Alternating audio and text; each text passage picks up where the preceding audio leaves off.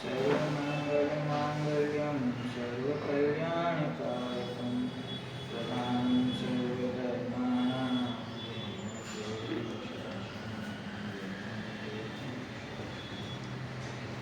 रम्योणजिनं वीरं अनन्तवर्णानदं संसारं गोक्षाम्यं सारं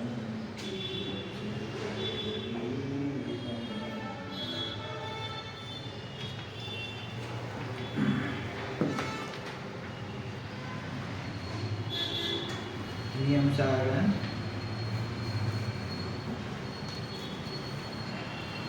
જીવ અધિકારની અંદર ગાથા 11 અને 12 બે ગાથાઓમાં જ્ઞાનના 8 ભેદોની ચર્ચા કરી, જેમાંથી 5 સમ્યક જ્ઞાન છે અને 3 મિથ્યા જ્ઞાન છે. એ 5 સમ્યક જ્ઞાન એટલે કે મતિ, શ્રુત, અવધિ, મનાપર્યય અને કેવળ જ્ઞાન, અને 3 મિથ્યા જ્ઞાન એટલે કે કુમતિ, કુશ્રુત અને કુઅવધિ અથવા વિભંગ અવધિ જ્ઞાન. સામાન્ય રીતે તત્વાસૂત્ર, મોક્ષશાસ્ત્ર ઇત્યાદિ ગ્રંથોમાં આ રીતે જ વર્ણન કરવામાં આવ્યું છે, પરંતુ અહીંયા આચાર્ય દેવે એટલી વિશેષતા કરી કે એમણે મતિ, શ્રુત, અવધિ અને મનાપર્યય એમના માટે એક જુદી શ્રેણી બનાવી, અને જે કેવળ જ્ઞાન છે એને એ સમ્યક જ્ઞાન તો છે જ, પરંતુ સમ્યક જ્ઞાન હોવા છતાં પણ એમાં જે વિશેષતા છે અન્ય જ્ઞાનોથી તે શું છે કે કેવળ જ્ઞાન છે તે પરિપૂર્ણ અવસ્થા છે. તેથી કેવળ જ્ઞાનને અહીંયા કાર્ય સ્વભાવ જ્ઞાન કહ્યું છે. તો 5 સમ્યક જ્ઞાન એમાંથી એક છે તે પરિપૂર્ણ પ્રગટ કરવા યોગ્ય કાર્ય સ્વભાવ જ્ઞાન એટલે કે કેવળ જ્ઞાન. અને 5 જ્ઞાનોની અંદર જે સામાન્યપણે રહેલું છે, જે ઉપાધિથી રહિત છે, જે પરંપરામિક ભાવ સ્વરૂપે રહેલું છે, એવું એક સહજ જ્ઞાનીની પણ અહીંયા વાત કરી. સહજ જ્ઞાન, સહજ એટલે શું કે જેની અંદર મતિ, શ્રુત, અવધિ, મનાપર્યય અને કેવળ એવી ઉપાધિ નથી, એવું જે સહજ જ્ઞાન. એટલે કે જે પારણામિક ભાવે રહેલું જ્ઞાન છે એનું નામ સહજ જ્ઞાન. એ જે સહજ જ્ઞાન છે એને અહીંયા શું કહેવામાં આવ્યું છે? કારણ સ્વભાવ. બરાબર? તો સામાન્ય રીતે તો 5 સમ્યક જ્ઞાન અને 3 મિથ્યા જ્ઞાન છે, અને એની અંદર 5 સમ્યક જ્ઞાનોમાં એક કેવળ જ્ઞાન એટલે કે કાર્ય સ્વભાવ જ્ઞાન, અને 5 જ્ઞાનોમાં સહજપણે જે રહેલું, સામાન્યપણે રહેલું, નિરુપધિ પારણામિક ભાવ રૂપે કારણ સ્વભાવ જ્ઞાન. એટલી આ આચાર્ય દેવની ટીકાકારની આ વિશેષતા છે કે 5 જ્ઞાનોનો ભેદ બતાવ્યો, પણ એમાં આનો ખ્યાલ રાખવો, એક સહજ જ્ઞાન, કારણ સ્વભાવ જ્ઞાન અને એક કાર્ય સ્વભાવ જ્ઞાન. બરાબર છે? હા. હવે આપણે આગળ 11 અને આ 12મી ગાથાની ટીકા પૂરી થઈ છે, પેજ નંબર 29 છે. હવે અહીંયા બે ગાથાઓ પછી આચાર્ય દેવે 5 શ્લોક કહ્યા છે. એક સાથે 5 શ્લોક છે, એ એમની ભાવના અહીંયા પ્રગટ કરે છે. એ શ્લોકો આપણે ક્રમથી વાંચીએ છીએ. જ્યાં સામાન્ય હશે ત્યાં સામાન્ય, અને જ્યાં વિશેષ હશે ત્યાં વિશેષ અર્થ કરીશું. પેજ નંબર 29, કળશ નંબર છે 18. માલિની ચંદ इति निगदित भेद ज्ञानमा साध्य भव्यः इति निगदित भेद फरी इति निगदित भेद ज्ञानमा साध्य भव्यः इति निगदित भेद ज्ञानमा साध्य भव्यः परिहरतु समस्तं घोर संसार मूलम परिहरतु समस्तं घोर संसार मूलम सुकृतं सुकृतं वा दुःखमुच्चै सुखं वा सुकृतं सुकृतं वा दुःखमुच्चै ઉપરી સમગ્રમ શાશ્વતમ સંપ્રયાતિ. તત ઉપરી સમગ્રમ શાશ્વતમ સંપ્રયાતિ. ઓકે, માલની છંદ છે, બરાબર. અડધા, હું હંમેશા કહું છું, જે હલંત એટલે કે અડધા અક્ષર છે માત્રા વગરના. દુઃખ મુચ્ચૈહિ, અડધો ચ છે, એનું ઉચ્ચાર આપણને બરાબર આવે તો બરાબર લાઈન આપણી આમાં બેસી જાય. અને બીજું તત ઉપરી, ઉપરી શબ્દ છે ને, તો રામાં રસ્વની માત્રા છે, રસ્વ ઈ. તો ઈ રસ્વ છે ને, જનરલી ગુજરાતી ભાષામાં રસ્વનો ઉચ્ચારણ ઓછો છે, બધી જગ્યાએ દીર્ઘ જ વપરાય. રસ્વ હોય તો પણ દીર્ઘનું ઉચ્ચારણ કરે એટલે ઈ બગડી જાય. રસ્વ હોય ત્યાં રસ્વનું ઉચ્ચારણ, દીર્ઘ હોય ત્યાં દીર્ઘનું ઉચ્ચારણ. તત ઉપરી એમ પણ હું કહી શકું. ઉપરી ખોટું, ઉપરી, કારણ કે રસ્વ છે. રસ્વને દીર્ઘના ઉચ્ચારણમાં જો ફેર ના હોય તો બે માત્રાઓ બનાવવાની જરૂર શું? બે જુદી જુદી માત્રાઓ છે, એનો મતલબ છે કે એનું ઉચ્ચારણ પણ જુદો છે. તત ઉપરી સમગ્રમ શાશ્વતમ સંપ્રયાતિ. જો એનો શું અર્થ છે નીચે? એ રીતે કહેવામાં આવેલા ભેદોના જ્ઞાનને ઇતિ નિગદિત ભેદ જ્ઞાનમ, એટલે આ રીતે કહેવામાં આવેલા ભેદોના જ્ઞાનને આસાધ્ય ભવ્ય, એને પામીને ભવ્ય જીવ પરિહરતુ સમસ્તમ ઘોર સંસાર મૂલમ, ઘોર સંસારના મૂળરૂપ સમસ્ત સુકૃત અને દુષ્કૃતને. સંસારના મૂળ કોણ છે? તો કે સુકૃતમ અસુકૃતમ. તો સંધિ પણ તમને સામાન્ય નિયમ કહી દઉં. નીચે ત્રીજી પંક્તિમાં પહેલી લીટી, પહેલો શબ્દ શ્લોકમાં સુકૃતમ બે વાર દેખાય છે આપણને. સુકૃતમ સંધિ વિચ્છેદ કરો એટલે સુકૃતમ પ્લસ અસુકૃતમ. શું નીકળે એમાંથી? મ છે ને વચ્ચે, અડધો થઈ જાય. અડધો મ પ્લસ અહીંયા અ નીકળી આવે એટલે સુકૃતમ પ્લસ અસુકૃતમ. સુકૃત કોને કહેવાય? પુણ્ય ભાવ, પ્રશસ્ત ભાવ, શુભ ભાવ. અને અસુકૃતમ એટલે પાપ ભાવ. સુકૃતનું વિપરીત ઈ અસુકૃત. તો કહે છે કે જે જીવ જ્ઞાનના આ સમસ્ત ભેદોને જાણી લે છે તે આ ઘોર સંસારના મૂળ રૂપ રહેલા સુકૃત કે દુષ્કૃત એટલે કે પુણ્ય ને પાપના ભેદોને દુઃખમ ઉચ્ચૈ સુખમ વા તથા સુખ કે દુઃખને અત્યંત પરિહરો. શું કહે છે? જે જીવ આ જ્ઞાનના ભેદોને જાણી લે છે, 5 સમ્યક જ્ઞાન, 3 મિથ્યા જ્ઞાન, પોતાનું કારણ સ્વભાવ જ્ઞાન અને કાર્ય સ્વભાવ જ્ઞાન, એ ભેદોને જે જીવ જાણી લે છે તે આ ઘોર સંસારના મૂળમાં રહેલા જે સુકૃત અને દુષ્કૃત છે એટલે કે જે પુણ્ય અને પાપના ભાવ છે અને તેના નિમિત્તે જે પ્રાપ્ત થાય છે એવું લૌકિક સુખ અને દુઃખ, એને અત્યંત પરિહરો, એનો આ જીવ અભાવ કરે છે. સુખ અને દુઃખને અત્યંત પરિહરો. તો કોઈ એમ કે સુખનું પરિહરણ શું કામ કરે છે? સુખ તો પ્રગટ કરવા યોગ્ય છે ને.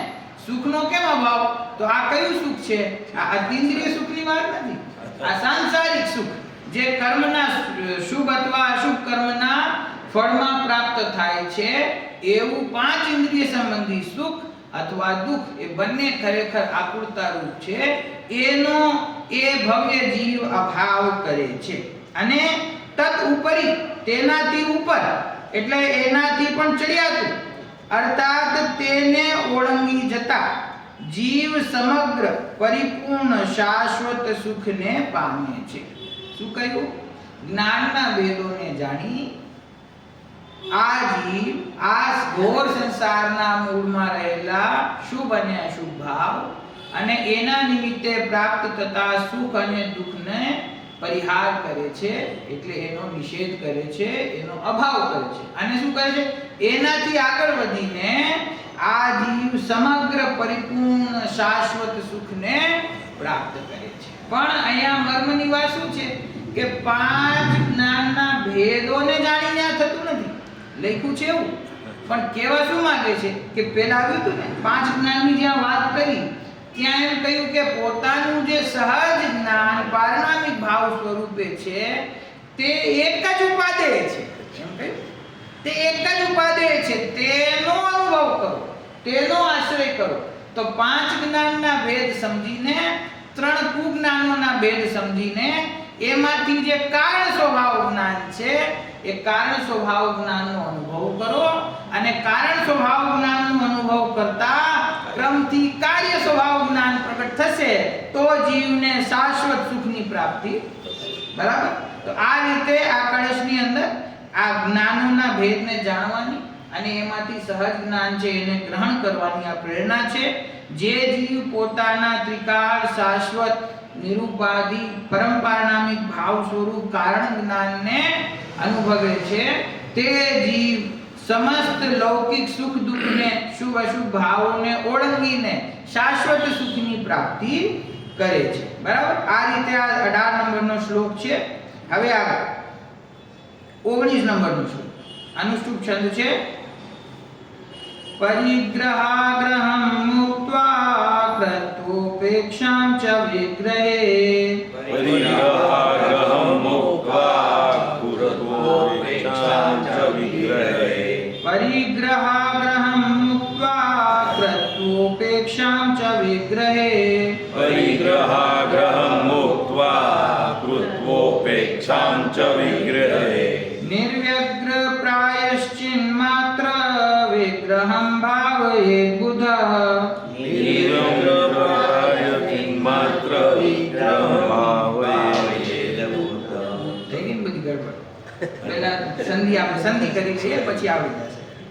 નિર એક શબ્દ થયો, પછી વ્યગ્ર બીજો શબ્દ થયો, પછી પ્રાય ચિન્હ. બરાબર. પ્રાય અને ચિન્હ માત્ર અને વિગ્રહ. કેટલા શબ્દ થયા? નિર વ્યગ્ર પ્રાય ચિન્હ માત્ર વિગ્રહમ. હવે એની સંધિ થાય તો શું આવે? નિર્વ્યગ્ર પ્રાય ચિન્હ માત્ર, અહીંયા બ્રેક છે, ચિન્હ માત્ર વિગ્રહમ ભાવયે બુધ. બોલો ફરીથી. નિર્વ્યગ્ર પ્રાય ચિન્હ માત્ર વિગ્રહમ ભાવયે બુધ. અહીંયા ગેપ અહીંયા દેખાય છે ને વિગ્રહ પછી, એટલે આપણને એમ થાય અહીંયા રોકાવાનું છે, પણ આ માત્રાથી ચાલીએ ને તો ચિન્હ માત્ર પછી કોમા આવે. બરાબર. ફરીથી આખું વાંચીએ.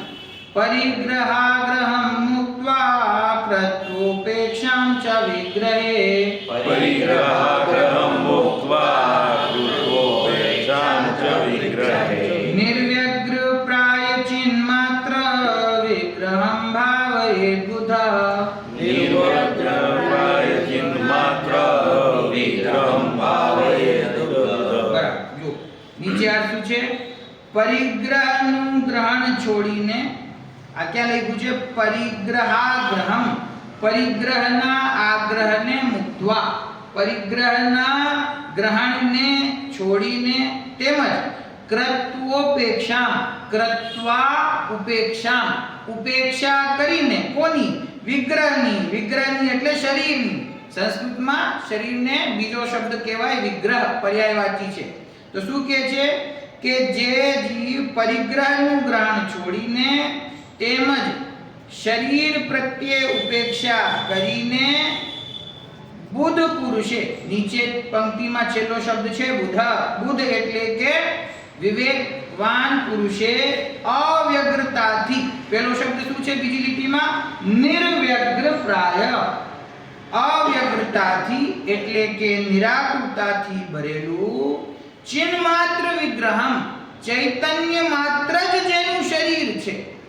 આ શરીરની વાત નથી, ચૈતન્ય જ જેનું શરીર છે એવા તેને એટલે કે આત્માને ભાવવો. શું કે છે? જે વિવેકવાન પુરુષ છે, જે મુમુક્ષુ છે, જે મોક્ષની અભિલાષા વાળો જીવ છે, તેને શું કરવું જોઈએ? તો કે છે પરિગ્રહનું ગ્રહણ છોડીને, પરિગ્રહની અભિલાષા, પરિગ્રહની સુખ બુદ્ધિ છોડીને, તેમજ શરીર પ્રત્યે ઉપેક્ષા કરીને, એટલે કે આ શરીર અને શરીર સંબંધી 5 ઇન્દ્રિયો, એના વિષય ભોગોને છોડીને, આ મારું શરીર છે, આ સ્વસ્થ રહેવું જોઈએ, આ સુંદર રહેવું જોઈએ, આ હષ્ટપુષ્ટ રહેવું જોઈએ, એવી ભાવના છોડીને અવ્યગ્રતા એટલે કે નિરાકુરતાથી ભરેલું ચૈતન્ય માત્ર જેનું શરીર છે એવા આત્માને ભાવવો જોઈએ. શું કહે છે? બહારના પરિગ્રહ અને આ શરીર સંબંધી વિષય સુખ જે છે ભાઈ જીવ ક્યાં અટકાયેલો છે? જો પ્રેક્ટિકલ વાત એ છે કે દ્રષ્ટિના વિષયની વાત કરે, જીવ ત્રિકાળી ધ્રુવ ભગવાન આત્માની વાત કરે, જીનવાણીમાં જે 6 દ્રવ્ય 7 તત્વનું સ્વરૂપ બતાવ્યું છે એની વાત કરે, એ વાત એને ગમે પણ, એ વાત એને હિતકારી પણ લાગે, એ વાત એને સાચી પણ લાગે, છતાં કામ કેમ થતું નથી? તો કેમ થતું નથી? તો કહે છે કે એને પોતાના શરીર અને શરીર સંબંધી જે નો કર્મ છે, પરિગ્રહ છે, એમાંથી સુખ બુદ્ધિ છૂટતી નથી. જ્યાં ખરેખર સાચું સુખ છે એમાં સુખ બુદ્ધિ પ્રગટ થતી નથી, અને જેને પરદ્રવ્ય કહે છે, મારાથી ભિન્ન છે એમ કહે છે, એમાંથી સુખ બુદ્ધિ છૂટતી નથી. પ્રોબ્લેમ શું છે કે 5 ઇન્દ્રિયના વિષયોમાં સુખ નથી એવું શાસ્ત્રમાં વાંચે, પણ એને સુખ દેખાય એમ, અને આત્મામાં સુખ છે એવું શાસ્ત્રમાં વાંચે પણ ત્યાં ન દેખાય. એટલે પુરુષાર્થ કઈ બાજુ દોડે? જ્યાં સુખ દેખાય ત્યાં પુરુષાર્થ દોડે છે ને. એનો પ્રયત્ન સતત ચાલુ હોય, એની ચિંતા સતત ચાલુ હોય.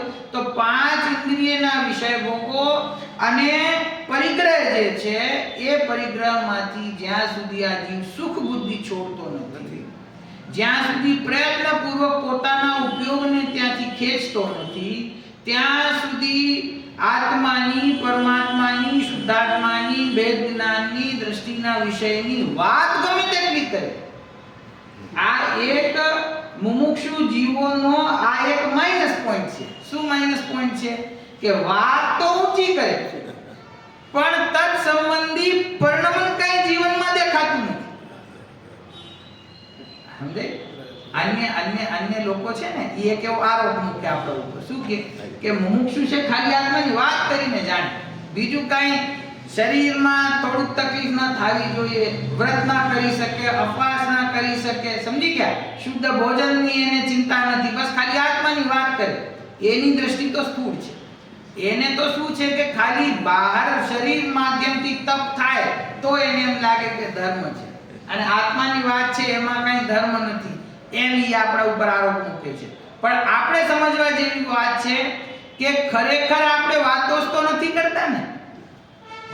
જો તત્ સંબંધી પોતાના સ્વરૂપનું પરિણમન જીવનમાં પ્રગટ ન થાય, એની ભાવના ઉગ્ર ના હોય, એ તરફ આગળ વધવાનું આપણું વલણ ના હોય, અને ખાલી વાત કરીને આપણે સંતુષ્ટ થઈ જતા હોય તો પ્રગટ નહીં થાય. બરાબર છે? ભલે આપણને કડવું લાગે પણ કોઈક વખતે આ સમજવું તો જોશે ને કે આપણે શાસ્ત્રમાંથી ન્યાય કાઢતા શીખી ગયા, ગુરુદેવની વાણીમાંથી સૂક્ષ્મ તત્વ પકડતા શીખી ગયા, અને એવું નથી કે આપણને દેખાડવા માટે છે, આપણને ખરેખર ગમે છે, ખરેખર હિતકારી છે એવું લાગે છે. બરાબર? આ મારા આત્મહિત માટેની સાચી ને પ્રામાણિક વાત છે એવું પણ લાગે છે. પછી એની આગળ શું? લાગે તો છે પણ એ માર્ગ ઉપર આગળ વધવા માટે આપણે પ્રવચન સાંભળવા સિવાય બીજું શું કરી રહ્યા છે? મિત્ર મંડળ નક્કી છે, દેખાડવાના જુદા, ચાવવાના જુદા. એટલે અહીંયા આચાર્ય આપણને એક ઠપકો આપે છે કે ભાઈ પરિગ્રહનો આગ્રહ છોડો. શું લખ્યું છે? પરિગ્રહનો આગ્રહ, પરિગ્રહનું ગ્રહણ. ગ્રહણ એટલે કે પોતાના ભાવોમાં પરદ્રવ્ય સુખકારી છે એમ માનવું, એ જ પરિગ્રહનું ગ્રહણ છે. આ કઈ વસ્તુ ભેગી કરવી એનું નામ પરિગ્રહ નથી. એની પાછળનો ભાવ સુખ બુદ્ધિ છે ને, આમાં કે આનાથી મને સુખ પ્રગટ થશે, એવો જે ભાવ છે એનું નામ પરિગ્રહ છે. આચાર્ય કહે છે એવો પરિગ્રહનો આગ્રહ છોડો અને આ શરીર પ્રત્યે ઉપેક્ષા કરો. જ્યાં સુધી આ શરીરની ઉપેક્ષા નહીં થાય, એનું સ્વસ્થપણું, એની સુંદરતા, એને જાળવવું, મેન્ટેન કરવું, જેમ જેમ કાળ આગળ વધી રહ્યું છે એમ એમ ખાસ કરીને યુવાવસ્થામાં તો જીવોની પ્રવૃત્તિ એકમાત્ર શરીરને સાચવવાની થઈ ગઈ છે. કઈ રીતે શરીર સારું રહે, કઈ રીતે સુંદર રહે, યોગા કરો, વ્યાયામ કરો, દવાઓ ખાઓ, આ ખાઓ, તે ખાઓ, આ ન ખાઓ, પણ એને બધી ચિંતા શેની છે? શરીરની. આખો દિવસ એટલે શું થાય? ઉપયોગ તમારી પાસે સમય લિમિટેડ છે. આપણી પાસે શરીરમાં રમે તો આત્મા છૂટી જાય, આત્મામાં રમે તો શરીર છૂટી જાય. ક્યાંક એક જગ્યાએ છોડવું પડશે. પાંચ ઇન્દ્રિયના વિષય ભોગમાં દિવસે કેટલો સમય જાય છે આપણે વિચાર કરી લઈએ. એની ચિંતામાં કેટલો સમય જાય છે અને સ્વભાવની ચિંતામાં કેટલો સમય જાય છે. તો કે છે જ્યાં સુધી શરીરની ઉપેક્ષા નહીં કરે ત્યાં સુધી આ કાર્ય થશે નહીં. માટે પરિગ્રહનો આગ્રહ છોડીને શરીર પ્રત્યે ઉપેક્ષા કરીને બુદ્ધ એટલે કે વિવેકવાન પુરુષે અવ્યગ્રતાથી, નિરાકુરતાથી ભરેલું જેનું ચૈતન્ય માત્ર શરીર છે, એક આ બહારનું શરીર અને એક તે છે પોતાના આત્માનું શરીર. ચૈતન્ય એ આત્માનું શરીર કયું હોય? એ ચૈતન્યમય શરીર છે. ભાષા છે આત્મા કેવો છે? કે ચૈતન્યમય છે. એ ચૈતન્યમયતા કેવી છે? કે એ નિરાકુર છે. કેવી છે? નિરાકુર છે. જ્યાં એ પોતાના ચૈતન્ય સ્વભાવનો આશ્રય કરે છે તો એના સ્વભાવમાં જ નિરાકુરતા પડેલી છે. તો એનો આશ્રય કરતા જીવ સુખી થાય છે. અને આ શરીર છે આની પાછળ પડે, આની સેવામાં રહે તો આનું સ્વરૂપ જ આકુરતામય છે. એ તમે ગમે એટલી એની સેવા કરો, ગમે એટલું એને સ્વસ્થ રાખો, એમાં કંઈક ને કંઈક તકલીફ આવવાની જ છે. એનું જે પરિણમન થાય છે એ પરિણમનમાં કોઈ પરિણમન આપણને ઈષ્ટ અને કોઈ પરિણમન આપણને અનિષ્ટ લાગશે છે. તો શરીરનું તો ગમે તેટલું ખ્યાલ રાખો પણ શરીર તો મારાથી ભિન્ન પૂતગલ દ્રવ્ય છે. એ પૂતગલ દ્રવ્યમાં એની યોગ્યતાએ પરિણમન કરવાની શક્તિ છે. તેથી ગમે તેટલો પ્રયત્ન કરો એનું પરિણમન એની યોગ્યતાએ જ થાય છે. આ જે જન્મ છે, જરા એટલે કે વૃદ્ધપણું છે અને મરણ છે, તો આ તો અનાદિકાળથી ચાલી રહ્યું છે. જે જીવ શરીરનું ખ્યાલ રાખે એનું પણ અને ન રાખે એનું પણ, મરણ તો એના સમયે થવાનું જ છે, વૃદ્ધપણું એના સમયે આવવાનું જ છે, બીમારીઓ આવે જ છે. કદાચિત કોઈને ઓછી આવે, કોઈને વધારે આવે, કોઈને સાવ ઓછી આવે તો પણ શરીર તો છૂટે છે ને. શરીરના રોગો, શરીરની તકલીફ, શરીરનું પરિણમન એ કોઈ આપણા હાથમાં છે નહીં. એ તો પૂર્વ જન્મમાં બાંધેલા જે પુણ્ય પાપ છે એ પ્રમાણે જે સાતા વેદની કર્મનો ઉદય હોય છે, નામ કર્મનો જે ઉદય ચાલી રહ્યો છે અને એની સાથે આ મોહની કર્મ એ દુઃખનું કારણ એ તો ચાલુ જ છે. શરીરની પ્રાપ્તિ આપણા હાથમાં નથી ને, એ તો મળી ગયું. જેવું છે તેવું છે. હવે દુઃખી થવાનું અથવા સુખી અનુભવ કરવાનું કારણ કોણ? મોહની કર્મ, દર્શન મોહની કર્મ, ચારિત્ર મોહની કર્મ. તો કે છે કે મોહનીય કર્મના ભાવનો પ્રયત્ન કરો. શરીરની સુંદરતા અને સ્વસ્થપણું જાળવવાનું નહીં. કેમ? તમને એમ થાય કે શરીર સારું તો હું સુખી. સારા શરીરમાં પણ કોઈ સુખી રહ્યું નથી અને શરીર ખરાબ એમાં હું દુખી. તો એનાથી દુઃખ થાય એ જરૂરી નથી. એ તો તમને શરીર પ્રત્યે કેટલો એકત્વ અને મમત્વનો ભાવ છે એનાથી તમે સુખી દુખી અનુભવ કરો છો. કલ્પના કરી છે. પિક્ચરમાં કામ કરવા વાળા હીરો હિરોઈન હોય, ગમે એટલું સુંદર શરીર હોય તો આખો દિવસ એક જ ચિંતા હોય કે આ શરીર સુંદર કેવી રીતે, એના માટે જ ખાવું, એના માટે જ પીવું, એના માટે જ વ્યાયામ કરવું, એના માટે જ બધું કરે છે. અને એક સૈનિક હોય એને યુદ્ધમાં એનો પગ કપાઈ ગયો હોય, પગ જ ના હોય એને, તોય ઈ શાંતિ પોતાનું જીવન જીવતો હોય, એને ચિંતા ના હોય, પગ નથી કાંઈ વાંધો નથી. સમજી? કોઈને એક્સિડન્ટ થઈ ગયું હોય છતાં પણ, એને અંગભંગ હોય છતાં પણ એ પોતાના ઇજ્જતથી જીવે છે, એને કઈ દુઃખ નથી. અને એક સર્વ સુંદર છે છતાં પણ આખો દિવસ એમ જ વિચાર્યા કરે કે હજી સુંદર કેમ થાય, હજી સુંદર કેમ થાય. તો આ જે ભાવ છે, સુખી અનુભવ કરવું અથવા દુખી અનુભવ કરવું, એ તો પોતાની એકત્વ મમત્વ બુદ્ધિ ઉપર આધાર રાખે છે.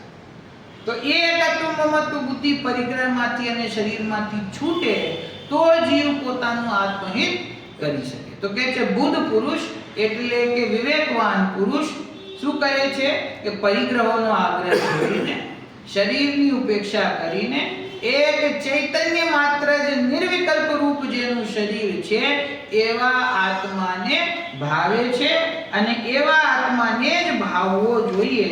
એ આત્મા જ જીવને સુખનું કારણ છે. 20 નંબરનો કળશ છે શાર્દૂલ વિપુલી છંદ, પ્રશ્ન ક્રમાંક 30. શસ્તા શસ્ત સમસ્ત રાગ વિલયાન. એટલું બોલો અડધું. શસ્તા શસ્ત સમસ્ત રાગ વિલયાન મોહાસ્ય નિર્મૂલનાદ. મોહાસ્ય નિર્મૂલનાદ. વેશાંભ પરિપૂર્ણ માનસ ઘટ.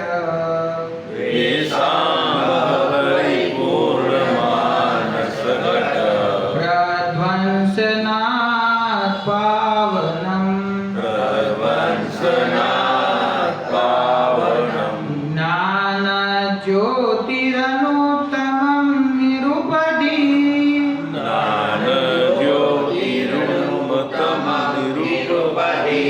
પ્રવ્યક્તિ નિત્યોદિતમ. વેદ જ્ઞાનમયી જ સત્ફલમિદં.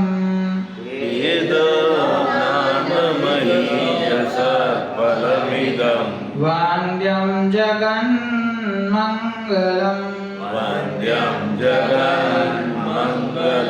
ત્રીજી લીટીમાં થોડી ભૂલ કરી. જ્ઞાન જ્યોતિરનુત્તમં નિરુપધિ પ્રવ્યક્તિ નિત્યોદિતમ. બરાબર? એમાં શું થાય? જ્ઞાન જ્યોતિરનુત્તમમ, ર લખેલો છે ને, આપણે ત્યાં અટકી ગયા. શું કામ અટકા? કે આપણને એમ થયું કે અનુત્તમમ હોવું જોઈએ, અહીંયા રનુત્તમમ કેમ લખેલું છે?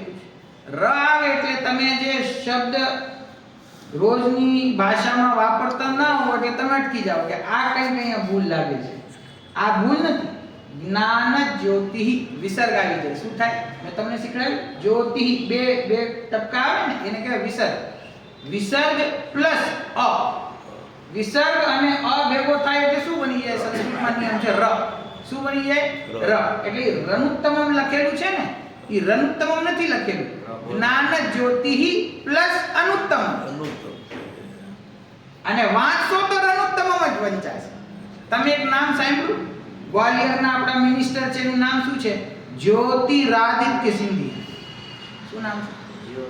જ્યોતિરાદિત્ય સિંધિયા. એ રાદિત્ય એટલે રાદિત્ય કઈ છે જ નહીં ત્યાં. જ્યોતિ પ્લસ આદિત્ય, પ્રકાશ વાળું સૂર્ય, એનું નામ જ્યોતિ આદિત્ય. ભેગું કરો એટલે થઈ જાય જ્યોતિરાદિત્ય. એટલે આપણને બોલવામાં અજીબ લાગે. રાદિત્ય એટલે શું? રાદિત્ય છે જ નહીં ત્યાં કઈ. જ્યોતિ વાળું પ્રકાશ વાળું સૂર્ય, એનું નામ જ્યોતિરાદિત્ય. એક સંધિ અહીંયા છે જ્યોતિરનુત્તમમ, કે જેની અનુત્તમમ ઉત્કૃષ્ટ જગતમાં જ્યોતિ છે, એનું નામ જ્યોતિરનુત્તમમ. બરાબર? જો શું અર્થ છે નીચે? મોહને નિર્મૂળ કરવાથી, પહેલી પંક્તિમાં છેલ્લા શબ્દો છે મોહસ્ય નિર્મૂલનાથ. મોહને નિર્મૂળ કરવાથી શસ્તા શસ્ત સમસ્ત રાગ વિલ્યાન. શસ્ત એટલે કે પ્રશસ્ત અને અશસ્ત એટલે કે અપ્રશસ્ત, એટલે કે શુભ રાગ અને અશુભ રાગ. પ્રશસ્ત અને અપ્રશસ્ત સમસ્ત રાગનો વિલય કરવાથી. થોડુંક હું સંસ્કૃત તમને એટલા માટે બતાવું છું કે ખ્યાલમાં આવે કે સંસ્કૃત એવું કઈ અસંભવ વસ્તુ નથી કે આપણને સાવ ખ્યાલ જ ના આવે કોઈ દિવસ. નીચેની લીટી ગુજરાતીનો અનુવાદ વાંચવાનો અને એકવાર નજર ઉપર સંસ્કૃતમાં કરવાની તો ખ્યાલ આવે કે કયા શબ્દોનો કયો અર્થ છે. મોહસ્ય નિર્મૂલનાદ. મોહનો નિર્મૂળ એટલે કે નાશ કરવાથી. શસ્ત અશસ્ત સમસ્ત રાગ વિલ્યાન. પ્રશસ્ત અને અપ્રશસ્ત સમસ્ત રાગનો અભાવ કરવાથી દ્વેષાંભ પરિપૂર્ણ માનસ ઘટ અને દ્વેષ રૂપી જળથી ભરેલા મન રૂપી ઘડાનો નાશ કરવાથી પવિત્ર અનુત્તમમ નિરુપધિ અને નિત્ય ઉદિત સદા પ્રકાશમાન એવી જ્ઞાન જ્યોતિ પ્રગટ થાય છે. જો ત્રીજી પંક્તિ કહી ને, પહેલા બીજી દ્વેષાંભ, અંભ એટલે જલ, દ્વેષ રૂપી જળથી પરિપૂર્ણ ભરેલા માનસ ઘટ એટલે કે મન રૂપી ઘડાનો પ્રધ્વંસના નાશ કરવાથી પાવનમ એટલે કે પવિત્ર જ્ઞાન જ્યોતિ જ્ઞાન જ્યોતિ પ્રગટ થાય છે. કેવી છે તે જ્ઞાન જ્યોતિ? તો કે છે અનુત્તમમ એટલે કે એનાથી ઉત્કૃષ્ટ જગતમાં કોઈ છે નહીં, અનુત્તમ છે. નિરુપધિ છે એટલે કે ઉપાધિઓથી રહિત છે.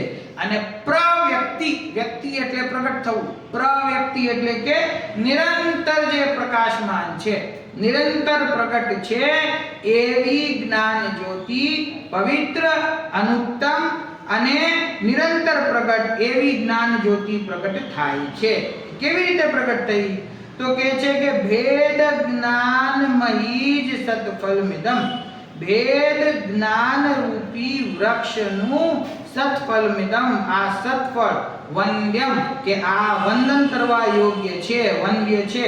અને જગન મંગલમ, જગતને મંગળ રૂપ છે, જગતને મંગળ રૂપ છે. કોણ જગતને મંગળ રૂપ છે? જ્ઞાન જ્યોતિ. એક લીટીમાં કહું તો આ આખા શ્લોકમાં શું અર્થ છે કે જે જ્ઞાન જ્યોતિ છે તે જ્ઞાન જ્યોતિ પોતાનો જ્ઞાન સ્વભાવ, જ્ઞાન જ્યોતિ એટલે પોતાનું સહજ જ્ઞાન, એ સહજ જ્ઞાન આ જગતના જીવોને મંગળ સ્વરૂપ છે, એટલો અર્થ છે. પછી જ્ઞાન જ્યોતિના વિશેષણો બતાવ્યા, એનું સ્વરૂપ બતાવ્યું કે કેવી છે એ જ્ઞાન જ્યોતિ. તો કહ્યું કે પવિત્ર છે, અનુત્તમ એટલે કે જગતમાં ઉત્કૃષ્ટ છે, નિરુપધિ એટલે કે એમાં રાગની, દ્વેષની, બાહ્ય સામગ્રીની, છળ કપટની, માયા કષાયની કોઈ પણ પ્રકારની ઉપાધિ એ સહજ જ્ઞાનમાં નથી. અને કેવી છે કે નિત્ય ઉદિત છે, સદા પ્રકાશમાન છે, પ્રવ્યક્તિ નિત્યોદિતમ કે નિત્ય ઉદિત રૂપ છે અને પ્રકાશમાન છે એવી જ્ઞાન જ્યોતિ છે. બરાબર? અને એવી જ્ઞાન જ્યોતિ કેવી રીતે પ્રગટ થાય છે?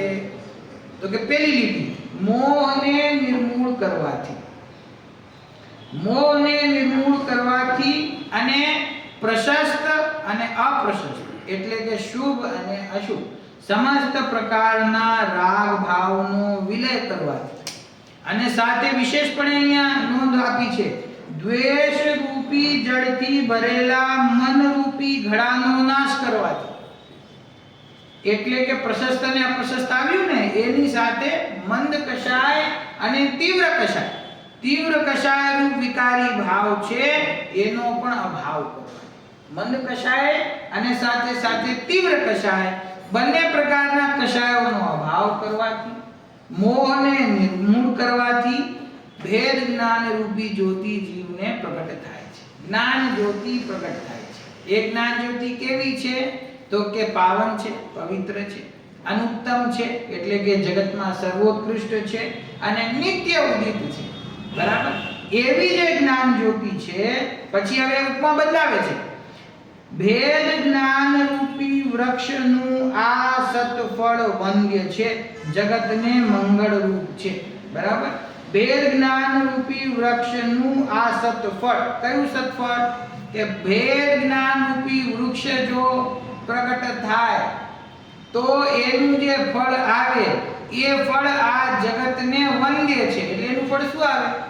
કાર્ય સ્વભાવ જ્ઞાન, વિતરાગતા અને સર્વજ્ઞતાનું પદ, અયંત અને સિદ્ધ પદ, કેવળ જ્ઞાન પ્રગટ થાય, જીવને સર્વજ્ઞતા પ્રગટ થાય તો એ જે કાર્ય એનું પ્રગટ થાય, ભેદ જ્ઞાનનું જે ફળ મળે એ સિદ્ધ દશા છે. એ સિદ્ધ દશા છે એ જગતને મંગળ રૂપ છે. ભેદ જ્ઞાન રૂપી વૃક્ષનું આ સત્ફળ એટલે એનું જે સાચું ફળ છે એ ફળ આ જગતને મંગળરૂપ છે, સ્વસ્તિ રૂપ છે, સુખનું એકમાત્ર કારણ છે. પાંચ ઇન્દ્રિયના વિષય સુખની પાછળ તો જીવ અનાદિકાળથી પ્રયત્ન કરે છે. વર્તમાનમાં પણ આપણી આંખે આપણને દેખાય એટલું એકેન્દ્રિયથી લઈને સંની પંચેન્દ્રિય સુધીના જે પણ જીવો છે એ જીવો બધા સુખ પ્રાપ્તિનો જ પ્રયત્ન કરી રહ્યા છે. અને પ્રત્યેકનો પ્રયત્ન શું છે કે આ શરીર સંબંધી જે જીવને જેટલી ઇન્દ્રિયો પ્રગટ છે એ જીવ એટલી ઇન્દ્રિયના વિષય ભોગોને ભોગવવામાં, એકત્રિત કરવામાં, એને સુરક્ષિત કરવામાં આકુલિત વ્યાકુલિત રહે છે. તો કે છે આ તો જેને તું સુખનું કારણ માને છે એ તો ખરેખર અનાદિકાળથી તારા દુઃખનું કારણ છે. એ વિવેક નહીં હોવાથી એ ખ્યાલમાં આવતું નથી. તેથી આ ભવની અંદર જ્યાં તને દેવશાસ્ત્ર ગુરુ મળ્યા છે, જ્યાં તને આ દુર્લભ મનુષ્ય ભવ છે, જ્યાં તને આ સંની પંચેન્દ્રિયપણું છે, જ્યાં તને વિશુદ્ધિ લબ્ધી આ વાત હૃદયમાં ઉતરે એટલી બુદ્ધિ તને પ્રગટ થઈ છે, તો હવે તો તું આ વાતને સમજ શું કે એકમાત્ર ભેદ જ્ઞાન જ આ જીવને મોક્ષનું કારણ છે. પરદ્રવ્યથી ભિન્ન પોતાના કારણ સ્વભાવનું જ્ઞાન, એનો અનુભવ અને એની સ્થિરતા એ જ તને મોક્ષનું કારણ છે. એ મોક્ષ જ ભેદ જ્ઞાન રૂપી વૃક્ષનું ફળ છે અને એ જ જગતને મંગળરૂપ છે. એના સિવાય જગતમાં સુખરૂપ કોઈ વસ્તુ છે બરાબર. વંદ્યમ જગન મંગલમ, જગન મંગલમ લખ્યું ને એમાં પણ એક સંધિ છે, જગત પ્લસ મંગલમ. અને જગત ત હોય ને છેલ્લે ત અને એની આગળ મ હોય તો ત છે ઈ ન માં ફેરવાઈ જાય છે, એવો સંસ્કૃતનો નિયમ છે. તમને બીજું ઉદાહરણ આપું તો તમને ખ્યાલ આવે. બૃહત મુંબઈ, બૃહત એટલે મોટું, અને મુંબઈ મહાનગર છે ને, તો બૃહત મુંબઈ મહાનગરપાલિકા, ત્યાંની નગરપાલિકાનું નામ છે. પછી તમે બૃહત અને મુંબઈને ભેગું કરો ને એટલે શું થઈ જાય? બૃહન મુંબઈ. વાંચ્યું છે? બૃહન મુંબઈ. ત છે તોરલી એક એવો સૂત્ર છે સંસ્કૃતમાં, તો ત છે ઈ લકારમાં ફેરવાઈ જાય છે. એના વિસ્તારમાં આપણે નથી જવું. સંક્ષેપ એટલું છે, આ સંધિ આવે ને તમને એમ થાય કે આ ખોટું લખેલું છે એટલે હું આ સમજાવું છું. જગત મંગલમ ભેગું થાય તો બની જાય જગન મંગલમ. જગન મોહનલાલજી નામ તો સાંભળ્યું કે નહીં? વિદ્વાન જગન મોહનલાલજી નામ તો છે જગત મોહનલાલજી, પણ સંધિ થાય તો શું થઈ જાય? જગન મોહનલાલજી. ત છે એ નામમાં બદલાઈ જાય છે બરાબર. હા, નેક્સ્ટ શ્લોક, હજી એક શ્લોક લઈ લઈએ. મંદાક્રાંતા છંદ છે.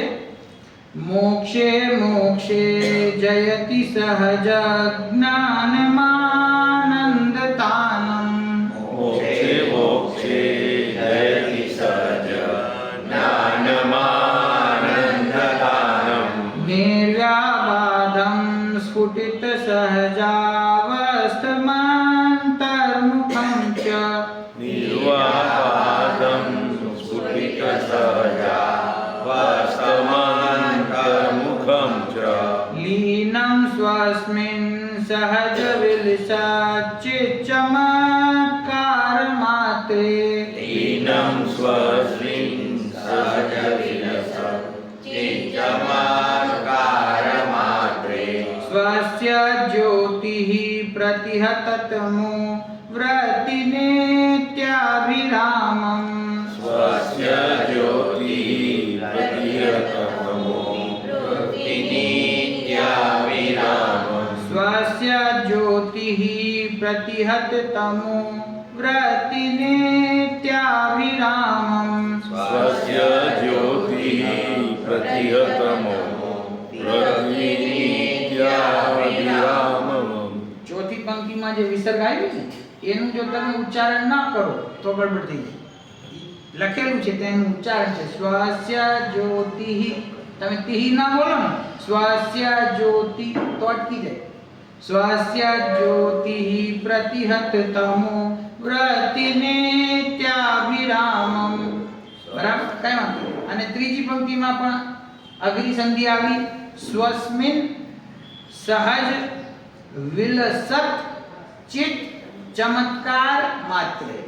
એટલા શબ્દ છે. સ્વસ્મિન સહજ વિલસત ચિત્ત ચમત્કાર. બરાબર. ચિત્ત એમાં પણ એવી સંધિ છે. ચિત્ત પછી આગળ ફરીથી ચિત્ત છે. ચિત્ત ચમત્કાર. તો ચ ત ચ એવો પણ નિયમ છે. ઈ ત છે ઈ ચ માં ફેરવાઈ જાય છે. એટલે તમને ઘડી વળી અડધો ચ પછી પૂરો ચ પછી અડધો ચ પછી પૂરો ચ દેખાય છે. ચિત્ત ચમત્કાર માં. બરાબર.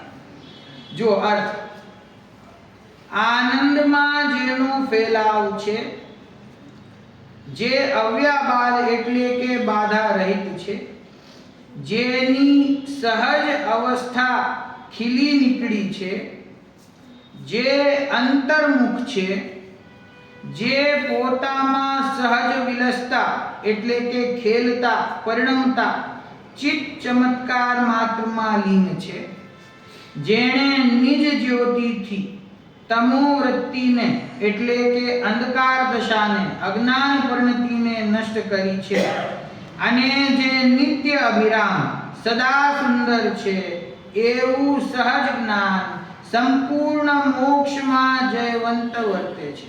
જો આ સીધો અહીંયા શ્લોક છે, જેનો અર્થ આચાર્ય દેવે કર્યો છે કે જે જીવ સહજ જ્ઞાનનો આશ્રય લે છે એ મોક્ષને પ્રગટ કરે છે, અને જેને મોક્ષ પ્રગટ થાય છે એ મોક્ષ અવસ્થામાં કોણ જયવંત વર્તે છે? તો કે સહજ જ્ઞાન છે એ જ જયવંત વર્તે છે. બીજા કોઈ જ્ઞાનની વાત નથી કરી. કેવળ જ્ઞાન ત્યાં છે. અરહંત અને સિદ્ધ દશામાં કેવળ જ્ઞાન છે, પણ એ કેવળ જ્ઞાનની જ્યોતિ લોકાલોકને પ્રકાશિત કરે છે, પણ ખરેખર એ પરિણમન કોનું છે? પરિણમન પોતાના સહજ જ્ઞાનનું છે. તો મતિ શ્રુત અવધિ મન પરે છૂટી ગયા અને કેવળ જ્ઞાન રહી ગયું.